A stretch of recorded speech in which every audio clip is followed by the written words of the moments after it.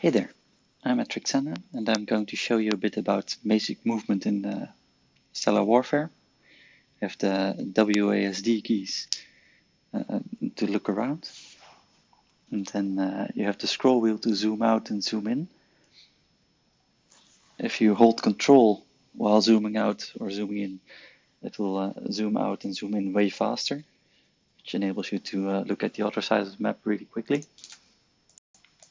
Next, you can hold the middle mouse button and drag the screen around, so your camera can rotate left and right, and you can see from different angles.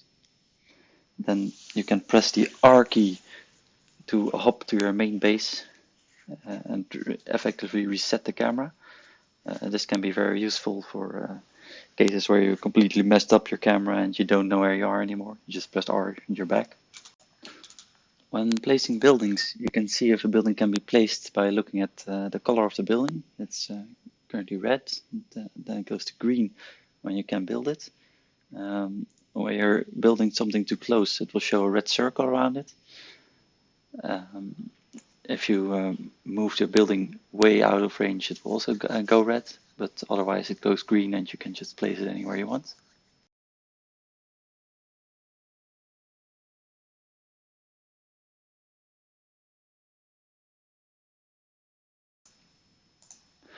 When controlling your fleet, you can set the height by holding the Z key, and if you scroll up or scroll down, you can also tell your units to go up or down when you do the move command.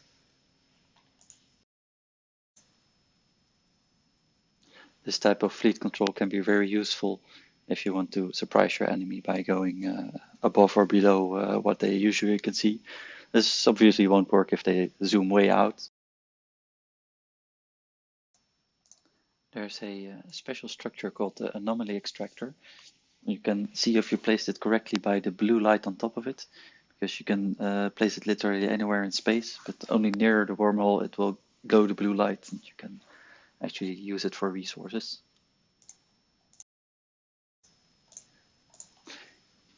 Here I'm building a wormhole extractor, and I'm going to give it a control group by pressing Control and then the number 1.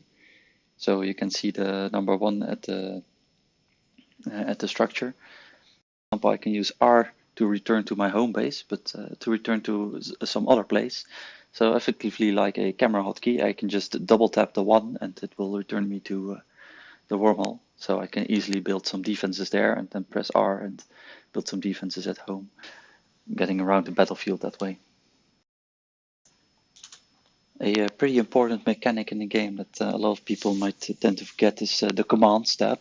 In the commands tab, there is a command called the construction boost, which increases your ship production speed for 1 minute, and it increases it quite dramatically. So if I'm building a fleet, I can just select that, and for the next minute, it will be like nearly instantly build all my units in the fleet. So that's very useful. Never forget to use that. Now, when you move a fleet, it will usually try to go into a formation, and that formation might actually be quite large. So if you want the formation to be smaller, it's best to split up your group and tell them to go into their own separate ways. So here I'm telling them to go to a specific height, a specific spot. And when I tell the other guys to go to the same spot, they will basically make a lot tighter formation, which can be very useful for like if you have a large fleet with a repair ship in the middle, that they can just reach everyone.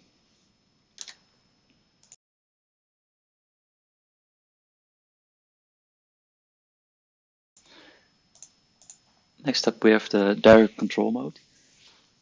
So if you select a ship and you press the B key, you will go into direct control mode. You can fly around using the WASD keys to rotate your vessel. You use the F key to halt your vessel and the R key to ignite its boosters, thrusters. And then if you wish to get a better broadside of your enemy, you can use the Q and the E key to to roll your vessel around. The direct control mode is a pretty important part, especially in the late game where you have the heavy ships, because it doubles the fire speed of your vessel. So basically double the DPS, which is a very good bonus, which can get you out of a pinch pretty well.